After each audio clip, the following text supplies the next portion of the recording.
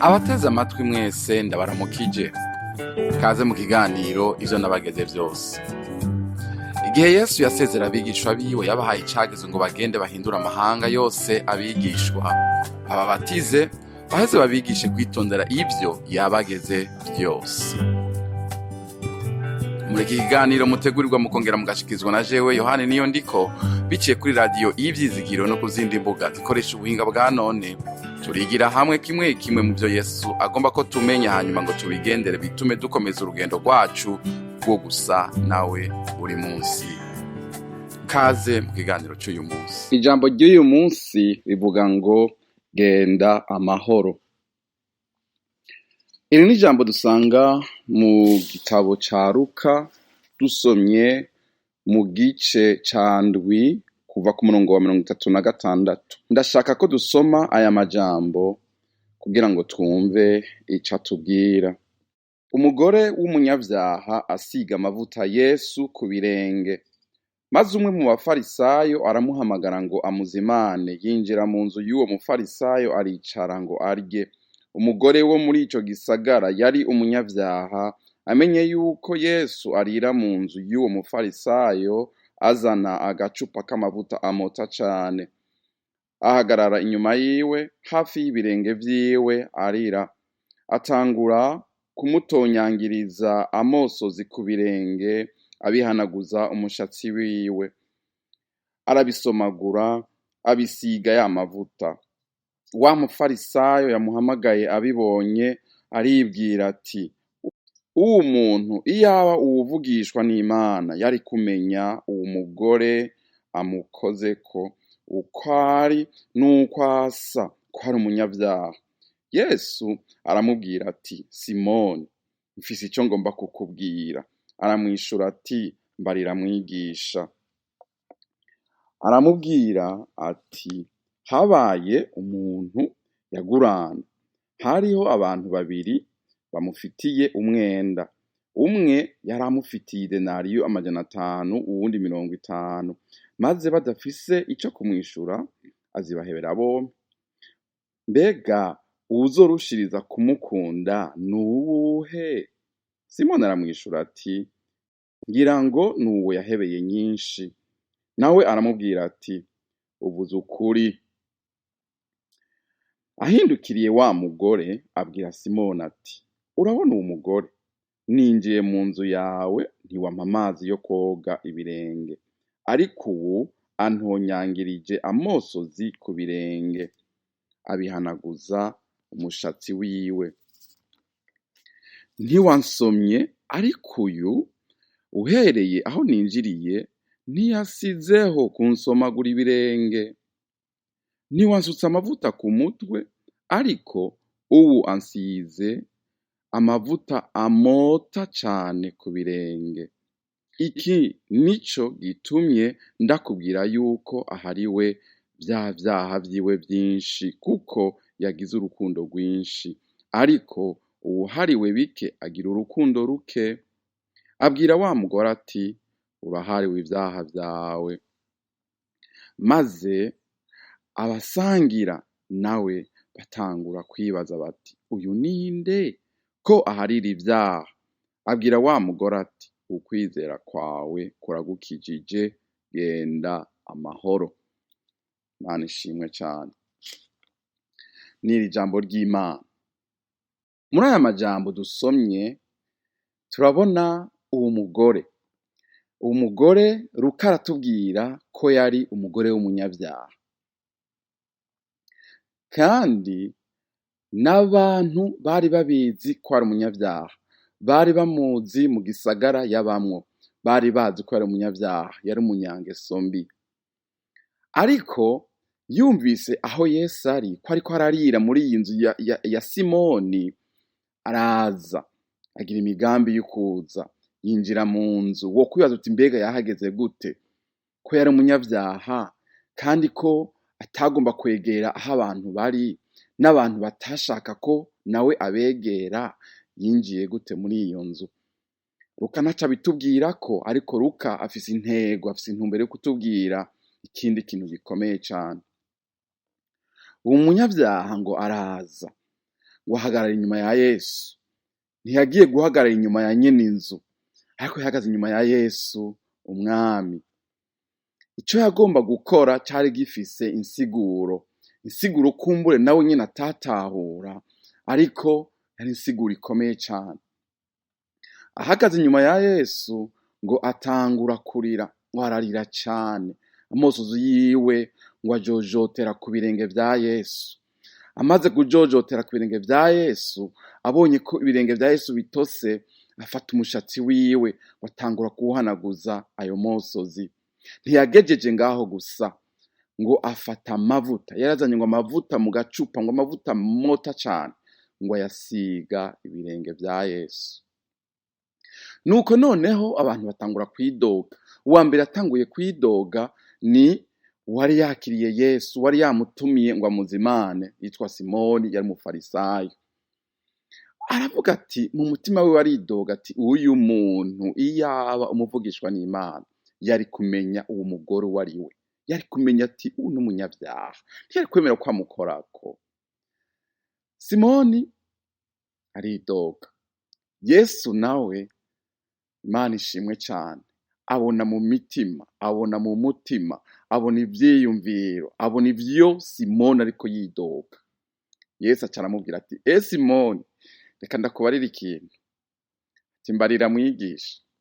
Yesu ngo aca aramucira umugani, amubwira ati, habaye abantu babiri bari baheraniye sebuja. Umuntu yari yarabaguranye amafaranga.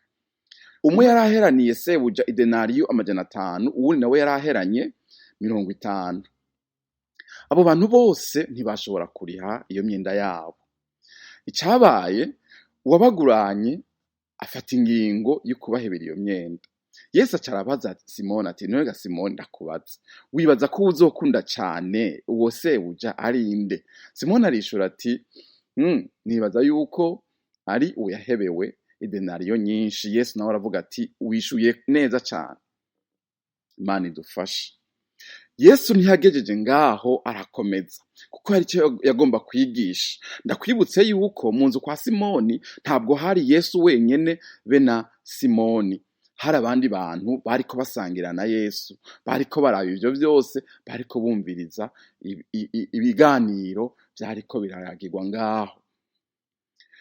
Yesu aravuga ati, Simoni, naje mu nzu yawe, ego wanzimanye, ego ko turarya, ariko hari ikintu utankoreye.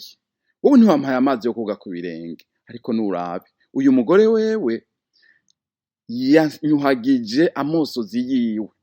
Amosozi ndakwereke yuko yerekana, agaragaza urukundo, agaragaza ibigumbagumba vy'uwo mugore, agaragaza umutima wiwe. Yasutse umutima wiwe wose kuri Yesu, umutima wiwe waramenetse, agaragaza urukundo akunda Yesu. Yesu yari umuntu yiyegereza abato, yiyegereza abahebwe, yiyegereza abatawe. Imana idufashe cane. Uwo mugore yaramenye Yesu uwo ari we. Abafarisayo ntibamenye uwo ari we, bari bakiriko barajuragirika, bajarajara, babazanya bati, uyu muntu ninde? Ariko umugore wewe yaramenye Yesu uwo ari we. Bibiliya iratwereka Yesu yiyegereza abatoza kori, abantu bitwa abanyabyaha, abantu bo kwigirwayo. Yesu we yarabegera. Mu bice vy'imbere y'igice dusomye, Luka atwereka Yesu ariko arakiza ingwara, Yesu ariko abohora ababoshwe n'abadayimoni, Yesu ariko avuga ubutumwa bwiza abubwira aboro, Yesu ariko akora ibitangaza, ahumura impumyi. Kandi ndabyibutse yuko muri ico gihe umuntu yaba afise ubumuga, vyibazwa yuko afise ubwo bumuga kubera ivyaha yakoze. Yesu rero kutumbera aho abanyabyaha bari, akabakiza izo ngwara, vyavuga ngo wewe ntaco bimutwaye gukora ku banyabyaha, ntaco bimutwaye gukora ku batawe, ntaco bimutwaye kubarambika kw'ibiganza, ntaco bimutwaye kuba umugenzi w'ababuze abagenzi. Ntaco bimutwaye kuba inshuti y'abatagira inshuti. Naho ngo n'abanyamibembe nabo cazira kubakorako, kuko abanyamibembe muri ico gihe bavuga ngo barahumanye. Uwukoze kuhumanye rero yabahumanye nawe, ariko Yesu ntaco vyari bimutwaye, yaragenda akabakorako. Vyatera ingorane abafarisayo niko, ariko Yesu we yari afise intego. Yari yaje kubera abo nyene. Bibiliya ivuga ngo nta kindi camuzanye atari ukurondera no gukiza icari carazimiye. Abato, abahebwe, abanyavyaha nibo Yesu yari aje kurondera. Imana ishimwe. Uwo mugore rero nk'uko Luka yabitubwiye yari umunyavyaha. Yesu aremera ko umunyavyaha amukorako. Yesu aremera ko umunyavyaha amutonyangirizako amosozi yiwe, ko amuhanaguza umushatsi wiwe, ko amusiga amavuta akoresheje intoke ziwe. Yesu we kubera abona mu mutima yaratahura, yarabona ico ivyo bisigura.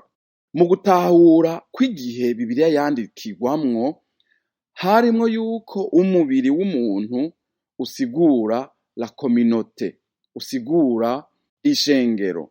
Ibirenge cari ikimenyetso c'iki? C'abakozi. Abakozi bakorera abandi, baciye bugufiya. Aha ngomba kukwereka ko kubona uyu mugore yasize amavuta ibirenge vya Yesu vyari bifise ico bisigura. Mu butumwa bwiza tubona incuro zitatu Yesu yasizwe amavuta. Matayo aratubwira Yesu asigirwa amavuta ngo mu nzu y'umunyamibembe. Kandi Yohana aratubwira Yesu asigirwa amavuta mu nzu kwa Lazaro. Lazaro na bashiki biwe. Ibi vyose vyari bifise insiguro. Yesu yari yiteguriye kuzopfa, agahambwa, hanyuma akazuka.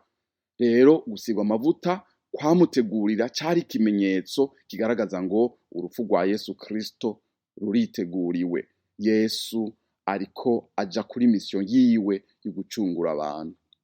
Ugusigwa amavuta kandi ni ikimenyetso c'iki? C'uko mpwemu yera yagomba kuzoza akazosukwa mw'ishengero ry'Imana ko bizera bose. Ugusigwa amavuta ku birenge navyo bitugaragariza ca kindi navuga ko Yesu Kristo atabwo yari yaje kuba umukoresha, ariko yari yaje gukorera abandi. Kandi ivyo bitubwira ngo Yesu yariko atanga akarorero ko abantu, abarongoye abandi, tugomba kuba abakozi b'abandi. Ntiduhamagariwe gukorerwa, ariko duhamagariwe gukorera abandi. Imana idufashe cane. Yesu rero areka uwo mugore akora ivyo vyose, bitsitaza ababibona. Yesu amaze kuvuga gutyo abwira Simoni ngo ahindukirira wa mugore, waca abwira Simoni ati uyu kwakoze ibi, ivyaha vyiwe vyose ndakubwira yuko abihariwe. Amaze kuvuga ko ivyaha vyiwe abihariwe, ni kuvuga Yesu ahari ivyaha. Mu gutahura kw'Abisirayeli, uharira ivyaha n'umwe gusa, ni Imana. Cabagira ati umugabo, umuhungu ararogose, ubu ninde, yigira nde aharira ivyaha? Ariko Yesu yari Imana. Imana niyo yonyene iharira ivyaha. Yesu n'uyu munsi afise ububasha bwo kuguharira ivyaha. Uciye bugufi, nk'uko uyu mugore yaciye bugufi agakunda Yesu, kungo yamukunze urukundo rwinshi cane, nico catumye aharirwa ivyaha vyiwe vyinshi. Yararize, amena umutima wiwe, asesa umutima wiwe kuri Yesu Kristo. Ibi vyerekana ngo yariko yihana ivyaha vyiwe. Yariko avuga ati Mana mbabarira, Yesu ngirira ikigongwe, ndi umunyavyaha. Yesu amukurako ibitetegwe vyiwe, aramubwira ati urahariwe ivyaha vyawe vyose. Umunezero umugore yagize utegeza ko wabaye umunezero ukomeye cane, kuko yumvise aya majambo ngo ivyaha vyawe urabihariwe. Aca abwirwa n'irindi jambo ngo genda amahoro. Imana idufashe. Yesu ni ivyizigiro vy'abatawe. Yesu ni ubukiriro bw'abatagira agakiza. Yesu ni inshuti y'abanyavyaha. Yesu yakira uwuje kuri we wese. Twibuke yuko Bibiliya ivuga ngo bose bakoze ivyaha ntibashikira ubwiza bw'Imana. Ibi bivuga ngo abantu bose bakeneye guhura na Yesu, abantu bose bakeneye umukiza, bakeneye gukizwa. Umuntu iyo amaze kwizera akihana, yumva aya majambo uyu mugore yabwiwe ngo genda amahoro. Ukwihana nk'uko twabivuze bisigura guhindukira ukava mu vyaha hanyuma ugakurikira Yesu. Umuntu yihanye vy'ukuri aca bugufi agahamagara izina rya Yesu Kristo, akabwira Yesu ati nuze mu mutima wanje, ndahevye vya bindi vyose. Ukwizera, umuntu yizera ubutumwa bwiza. Ibi bivuga ngo umuntu ashira ivyizigiro vyiwe vyose muri Yesu, akizera ko Yesu yapfuye ku musaraba akazuka kubera ivyaha vyacu, ko Yesu atagira icaha ariko ko Imana yamuhinduye icaha ku bwacu kugira ngo twebwe duhinduke kugororoka kw'Imana, niko Bibiliya ivuga. Yesu yishuye umwenda, yishuye ideni twari dufise kubera ivyaha vyacu. Umwizera wese rero ahita akizwa. Yesu yarapfuye arazuka ku munsi ugira gatatu. Abantu baramubonye, yiyeretse abigishwa biwe, yagaragariye n'abandi bantu benshi barabona yuko Yesu Kristo yazutse. Uwizera wese rero akatura ko Yesu ari umwami, akizera ko Imana yamuzuye imukuye mu bapfuye nk'uko ivyanditswe bivuga, arakizwa. Ni kubera iki duhamagarirwa kwihana? Ni kubera ko bose bakoze ivyaha batashikiriye ubwiza bw'Imana nk'uko tubona mu Baroma igice ca 3 ku murongo wa 23. Bibiliya kandi iravuga ngo ingero y'icaha n'urupfu, ngo ariko ingabire y'Imana n'ubugingo budashira bubonerwa murinde muri Kristo Yesu. Reka ndabereke imbere yuko ndangiza ivyizigiro vy'umunyavyaha ivyari vyo. Bibiliya ivuga ngo nitwatura ivyaha vyacu niyo yo kwizigirwa kandi igororoka, ivyo nivyo bituma iduharira ivyaha vyacu ikatwoza ukugabitanya kose, muri Yohana wa mbere igice ca mbere ku murongo w'9. Kandi Yesu ubwiwe avuga ngo ababaye intama zanje bumva ijwi ryanje, nanje ndabazi, nabo barankurikira, kandi nanje ndabaha ubugingo budashira, ntaho bazokwigera bapfa rubi gushitsa ibihe bidashira, kandi ntawe ushobora kubanshikura mu kuboko kwanje. Imana ishimwe cyane. Uyu munsi ni wihana ukizera, ukatura ko uri umunyavyaha, ugahamagara Yesu ngo aze mu mutima wawe, akuganze, akuyobore, uca ukizwa, uca ucika umwana w'Imana, uca wumva Yesu akubwira ya majambo yabwira wa mugore yarahejeje kwihana ngo ukwizera kwawe kuragukijije, genda amahoro. You will never be the same. Ntuzosubira kuba wa wundi.